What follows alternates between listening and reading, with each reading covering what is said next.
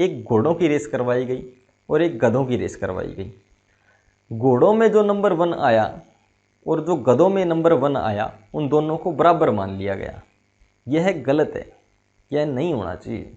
सारे के सारे सही क्वेश्चन के जवाब देने के बाद भी उस किसी कैंडिडेट का सिलेक्शन नहीं हो पाया और यह बहुत दुख की बात है दोस्तों। नमस्कार दोस्तों, मैं आनंद स्वागत करता हूं आपका एक बार फिर से आपके अपने YouTube चैनल स्टडी लोक में। आज की वीडियो का टॉपिक है दोस्तों नॉर्मलाइजेशन। अभी जो एग्ज़ाम्स HSSC द्वारा कंडक्ट करवाए जा रहे हैं और जो कंडक्ट करवाए जाने हैं, उनमें नॉर्मलाइजेशन वाली पॉलिसी HSSC ने लगानी है और कुछ में लगा दी है।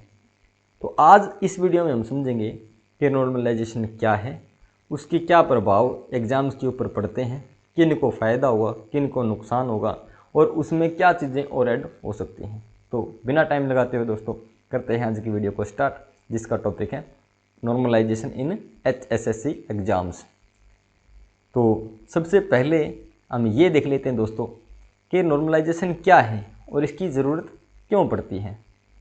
नॉर्मलाइजेशन दोस्तों एक प्रोसेस है और इस प्रोसेस के ज़रिए कोई भी पेपर लेने वाली संस्था, एग्ज़ाम कंडक्ट करवाने वाली संस्था यह सुनिश्चित करती है कि जो कंपटीशन है कैंडिडेट्स के बीच में वो फेयर हो और फेयर कंपटीशन से ही प्रक्रिया पूरी हो, यानी कि भर्ती प्रक्रिया फेयर कंपटीशन से पूरी हो। अगर एक शिफ्ट में हार्ड पेपर आ गया और दूसरे में नॉर्मल पेपर आया, आसान पेपर आया, तो दोनों पेपरों के लेवल को बराबर करने के लिए नॉर्मलाइजेशन को अपनाया जाता है। तो इससे दो चीज़ें निकल के आती हैं दोस्तों, दो पॉइंट्स निकल के आते हैं। क्या? एक तो है हार्ड शिफ्ट और एक है नॉर्मल शिफ्ट, यानी कि आसान शिफ्ट। हम किसी भी सवाल को, किसी भी शिफ्ट में पाए जाने वाले सवाल को कब आसान कह सकते हैं और कब मुश्किल कह सकते हैं। हम इसको कह सकते हैं इस बेस पे कितने नंबर ऑफ कैंडिडेट्स ने उसका सही उत्तर दिया। अगर 100 में से 90 लोग उस क्वेश्चन को सही से जवाब दे पा रहे हैं तो उसको हम एक आसान सवाल मानेंगे। अगर 100 में से 10 ही लोग उसको ठीक से बता पा रहे हैं तो हम उसको एक मुश्किल सवाल मानेंगे दोस्तों। यही प्रोसेस HSSC ने अपनाया है।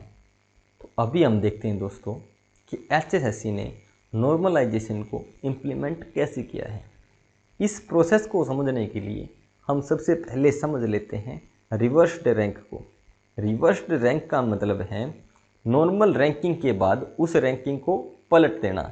यानी कि अगर 1000 रैंक डिवाइड होने हैं, यानी कि 1000 कैंडिडेट अगर किसी एग्ज़ाम में अपीयर हुए तो रैंक बनते हैं 1 से लेके 1000 तक। यह फार्मूला क्या करता है, जिसका रैंक 1 था उसको 1000 रैंक दे दिया और जिसका रैंक 1000 था उसको रैंक 1 दे दिया दोस्तों, रिवर्स कर दिया रैंकिंग को। तो फार्मूला बना percentile score is equal to reverse rank upon total number of candidate appeared multiplied by 100। अब हम निकाल के देखते हैं जिस कैंडिडेट का रिवर्स्ड रैंक 1000 आया उसका स्कोर क्या रहेगा। 100 मल्टीप्लाइड बाय 1000 अपॉन 1000, इससे उसका स्कोर आ गया है 100। परसेंटाइल स्कोर उसका आ गया है 100, जो कि फेयर एनफ है और डिज़ायरेबल है। अगर किसी कैंडिडेट ने सारे क्वेश्चन ठीक किए हैं या वो उस रेस में नंबर 1 पे आया है तो उसको इतना स्कोर मिलना जायज़ है। तो दोस्तों अब हम देख लेते हैं कि नॉर्मलाइजेशन के क्या फ़ायदे हैं।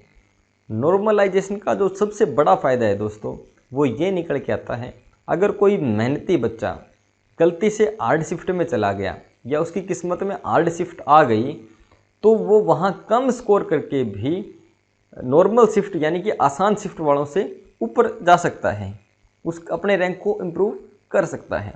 तो अब हम देख लेते हैं दोस्तों इसके नुकसान क्या हैं। इसके नुकसान मेरे को अधिक दिखते हैं। तो सबसे पहला इसका नुकसान है कि नॉर्मलाइजेशन प्रोसेस गधे घोड़ों को बराबर कर देता है। अब सपोज करो दोस्तों, गधे घोड़ों से मेरा क्या मतलब है। एक घोड़ों की रेस करवाई गई और एक गधों की रेस करवाई गई। घोड़ों में जो नंबर 1 आया और जो गधों में नंबर 1 आया उन दोनों को बराबर मान लिया गया। यह गलत है, यह नहीं होना चाहिए। नंबर 1 तो ये इसमें ये बड़ी गलती है।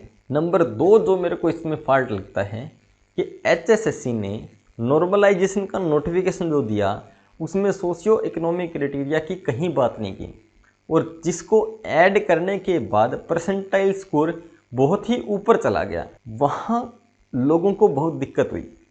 जिस कैंडिडेट ने 100 परसेंटाइल स्कोर किया लेकिन उसके पास एक्स्ट्रा मार्क्स नहीं हैं, तो वो 100 से ऊपर नंबर कभी नहीं ले सकता। और जो हमारी फीमेल कांस्टेबल की जो लिस्ट लगी है, फाइनल लिस्ट, उसके स्कोर 100 से कहीं ज़्यादा ऊपर गए हैं।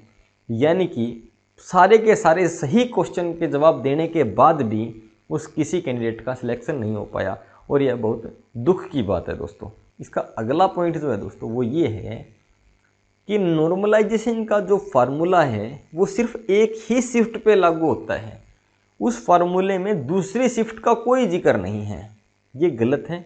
उसमें दूसरी शिफ्ट का भी कोई आंकड़ा इंक्लूड होना चाहिए, जैसा कि सेंटर में SSC नॉर्मलाइजेशन करती है वैसे। इसका कंक्लूजन ये निकल के आता है दोस्तों कि नॉर्मलाइजेशन दो धारी तलवार है, वो किसी का फ़ायदा भी कर सकती है और किसी का नुकसान भी कर सकती है।